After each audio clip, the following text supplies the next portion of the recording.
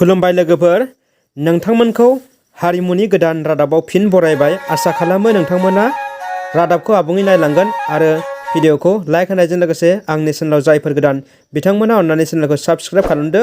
बिदिब्ला फैदो समखौ आद्रि खालामाजासे रादाबखौ नायलांदोनि लोगोफोर। गिबि रादाबाव दङ दिनै बर' कचारि वेलफेयार काउन्सिल BKWSC नि बिलखौ आसाम एसेम्बलियाव पास खालामनाय जाबाय आरो लोगोसे बर' रावखौ आसामनि सोरखारि एसोसिएटेड लेंगुवेज हिसाबै आसाम सरकारा बिल पास खालामबाय।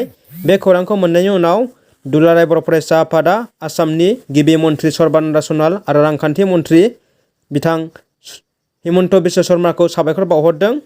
दानिया फैदो गुबुन मोनसे खौराङाव। BTCनि बारग' EM खालिंदुवार बियाब BPF नि बिजाथि मानगोनां बनजा दैमारिया BJP दोलोआव हाबबाय।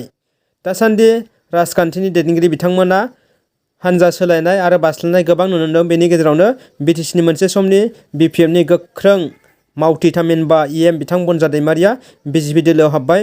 बिथाङा BJP दोलोआव हाबनायनि जाहोनखौ दासिम मिथिनो मोननाय जायाखै।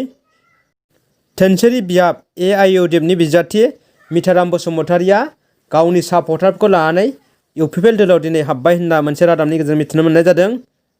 लोगोफोर, दानिया फैदो आरो गुबुन मोनसे खौरांखौ जों मिथिलांबावनि। BTCनि चिफ जाखांनायनि उनाव मानगोनां प्रमद बर' बिथाङा दिनै अदालगुरि जिल्लायाव गिबियै दावबायदों। बिथाङा अदालगुरि जिल्लायाव दावबायनानै माखासे गोनांथार खामानिनि सायाव सुराद लायो आरो बिथां प्रमद बर'आ खौरांगिरिफोरनि सिगाङाव बुंथियोदि बिथाङा अदालगुरियाव 20 बोसोरनिफ्रायनो दङ आरो बिथाङा चिफ जाखांनायनि उनाव दिनै अदालगुरि दावबायदों। बिथाङा जोबोद गोजोननाय मोननाय फोरमायो। बिथाङा अदालगुरियाव गोबां खामानिनि थाखाय दावबायदों होननानै खौरांगिरिफोरनि सिगाङाव बिथाङा फोरमायो। रादाबा बेखिनियानोसै लोगोफोर, गोजोन्थों।